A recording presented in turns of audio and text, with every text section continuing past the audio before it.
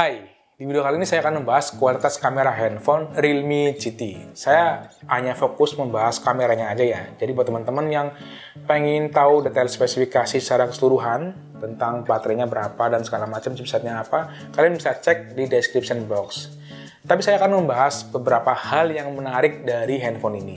Pertama, dia udah menggunakan chipset yang terbaik atau terbaru di Android. Kemudian yang kedua, ini enteng banget. Dipakai main game lama, nyaman, aman, nggak panas. Kemudian untuk dipakai main game yang berat pun masih oke. Dan fast charging, dipakai untuk ngecas dari 0 sampai full itu hanya membutuhkan waktu kurang lebih sekitar 40 menitan. Dan kalau dijual di Indonesia harganya mungkin sekitar 6 sampai 7 jutaan. Oke, sekarang kita mulai membahas kualitas kamera handphone Realme GT. Saya akan mulai dari membahas spesifikasi kamera handphone ini. Kamera belakangnya ada 3, yang utama beresolusi 64 megapiksel, kemudian yang kedua beresolusi 8 megapiksel, ini kamera ultrawide, yang ketiga beresolusi 2 megapiksel, ini kamera makro. Kamera depannya beresolusi 16 megapiksel. Oke, sekarang kita lihat fitur apa aja yang ada di kamera handphone Realme GT. Kita mulai dari yang paling kiri, ini ada mode night untuk foto saat low light atau saat malam hari. Nah, kita bisa aktifkan fitur mode pro di sini. Ini bisa ngatur ISO, white balance, dan fokus. Oke, kemudian berikutnya ada mode video. Mode video kita bisa atur lagi di sini. Pengaturannya ada untuk resolusi mulai dari 720 atau HD, kemudian 1080 Full HD dan 4K yang paling tinggi. Dan frame rate-nya bisa 30 dan 60 fps. Oke, berikutnya untuk video, ini kita bisa aktifkan fitur stabilizer. Nah, ini ultra steady, kemudian memang maksimal ultra steady maksimal. Hasilnya kalau misalnya teman-teman pengen yang bener-bener stabil, kalian bisa aktifkan maksimal ultra steady max. Oke, kurang lebih seperti itu. Setelah mode video, berikutnya ada mode foto. Nah, di mode foto kita bisa menggunakan kamera ultrawide dan kamera zoom-nya. Atau kita menggunakan kamera yang standar aja seperti ini. Oke, kemudian di mode foto ini pilihannya ada ukuran 1:1, full 16:9 dan 4:3. Timer juga bisa di sini, flash, HDR dan lain-lainnya. Kemudian berikutnya ada mode portrait. Nah, ini untuk efek-efek bokeh. Setelah mode portrait ada mode yang 64 megapiksel. Jadi kalau misalnya teman-teman mau menggunakan kamera utamanya yang 64 megapiksel, kalian bisa cari yang di sini tulisan 64M. Tapi ukurannya sepertinya cuma bisa 3:4, nggak bisa ukuran full atau 16:9. Oke, berikutnya setelah mode utama yang 64 megapiksel, kita ada mode more. Nah, di mode more ini ada banyak menu lagi. Yang pertama ada dual view video. Jadi kalau misalnya menggunakan fitur ini, saya bisa melakukan perekaman video dengan menggunakan kamera belakang dan kamera depan secara bersamaan. Oke. Nah, ini bisa diatur juga gridnya. Mau kayak gimana bentukannya, mau model seperti ini atau model yang buletan di atas ini ada pilihannya. Oke. Berikutnya setelah mode dual view video ada mode slow motion, time lapse ya seperti biasalah. Kemudian untuk mode movie di sini ini perekaman video tapi secara profesional. Jadi kita bisa mengatur exposure, white balance dan fokus secara manual untuk perekaman video. Oke. Dan di movie ini kita bisa menggunakan kamera ultrawide juga untuk video. Oke, berikutnya setelah mode movie ada mode pro expert seperti yang tadi dibahas di awal ya. Bisa ngatur exposure, white balance, kemudian ada mode panorama, kemudian ada text scanner dan mode ultra makro. Nah, kalau digunakan mode ultra makro, gambarnya jadi auto kayak ada efek-efek gitu. Oke, jadi warnanya begini. Oke, itu fitur yang ada di kamera belakang ya. Sekarang kita cek fitur-fitur yang ada di kamera depan. Ini masih bisa mode night untuk kamera depan, mode video juga pasti bisa, tapi resolusinya mentok di 1080. Kemudian mode foto bisa juga lah pasti, mode portrait atau efek bokeh. Hasilnya begini, jadi warnanya itu agak sedikit memudar. Kemudian ada mode more di sini bisa dual view kayak tadi ya, time lapse dan panorama. Oke, kurang lebih seperti itu fitur-fitur yang ada di kamera handphone Realme GT. Ini fiturnya lumayan lengkap banget ya, komplit banget, udah canggih banget. Oke, sekarang kita langsung aja tes kameranya untuk foto dan video saat siang dan malam hari. Ini hasil foto kamera utama 48 megapiksel. Saya suka banget dengan hasil fotonya, jernih banget, tajam, warnanya cerah, dan kontrasnya pas.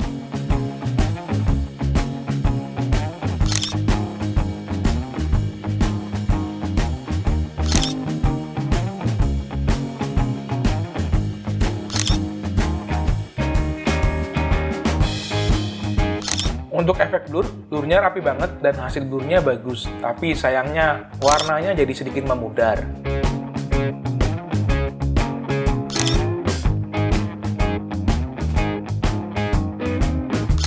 Foto ultra makro gambarnya lumayan jelas, tapi kayak dikasih efek filter. Warnanya nggak natural, jadi seperti gambar vintage gitu. Ini berbandingan jarak kamera standar dengan kamera ultrawide. Hasil foto kamera ultrawide nggak sebagus kamera standar. Kelihatan pecah kalau fotonya di zoom. Tapi saat kameranya yang di zoom, hasil fotonya masih bagus banget. Walau di zoom maksimal, masih jelas gambarnya seperti ini.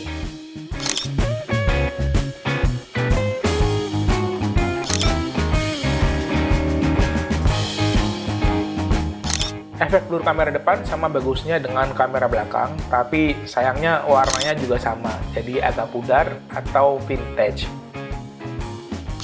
Foto saat low light menggunakan night mode lumayan membantu, pencahayaan bisa jadi lebih baik.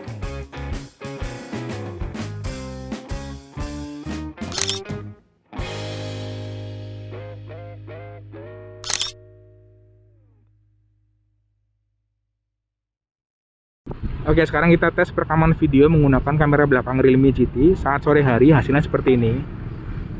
Oke, ini kalau dilihat gambarnya lumayan tajam, nggak terlalu kontras, pas lah. Warnanya juga bagus, jernih gambarnya. Oke. Dan ini fitur ultra steady-nya belum di on kan ada ultra steady dan ultra steady max. Ini masih off, coba kita bawa jalan. Ini untuk dynamic range sih kayaknya masih aman-aman aja sih. Ya mungkin karena ini saat sore juga nggak terlalu terik, jadi aman. Saya udah coba saat siang hari pas terik juga masih oke.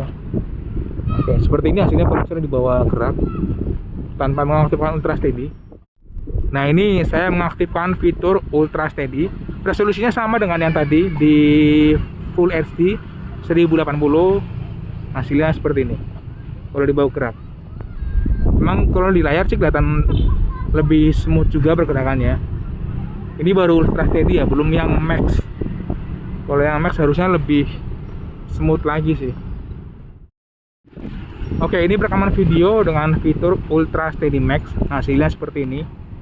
Teman-teman nanti bisa bandingkan sendiri perbedaannya.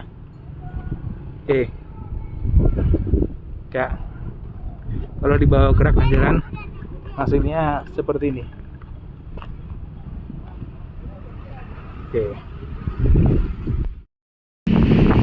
Oke, sekarang kita tes perekaman video dual view. Hasilnya seperti ini. Jadi kamera belakang merekam, kamera depan juga merekam dengan saat yang bersamaan. Hasilnya begini. Ini kalau dilihat di layar sih entah kenapa ya, kamera depan kayak sedikit agak kekuningan, warnanya agak lebih warm sedikit. Oke, coba kita bawa jalan. Kamera depan gak kalah bagus dibandingkan kamera belakang ya, masih sama-sama tajam, warnanya juga bagus, kontrasnya pas. Kamera Realme emang sering unggul, mungkin bukan unggul sih, tapi saya lebih suka dengan kamera Realme daripada kamera handphone Android lain. Kurang lebih seperti ini hasilnya,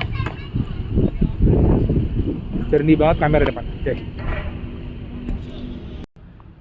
Oke, sekarang kita tes perekaman video kamera depan menggunakan Realme GT. Hasilnya seperti ini. Ini di resolusi Full HD juga. Oke.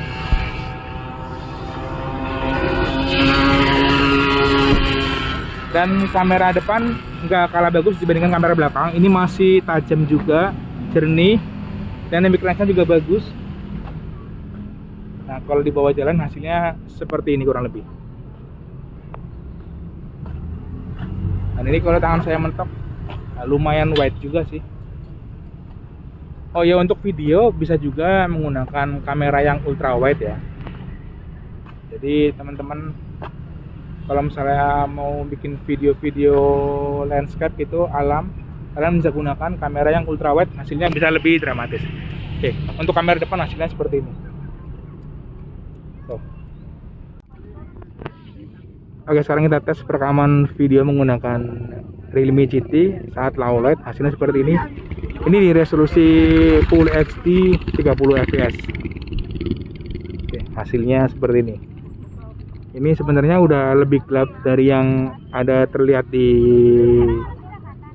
video ya, tapi di video sedikit lebih terang jadinya bisa kayak gini. Coba kita bawa jalan.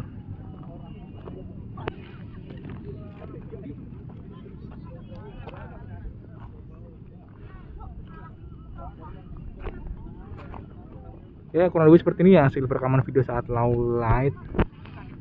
Oke, ini tes perekaman video menggunakan kamera depan Realme GT saat low light, hasilnya seperti ini. Ya, ini sebenarnya udah gelap, tapi di sini di video masih terlihat terang. Dan wajah saya juga lumayan terlihat, padahal nggak ada pencahayaan sama sekali, cuma ada pencahayaan dari matahari yang tersisa itu.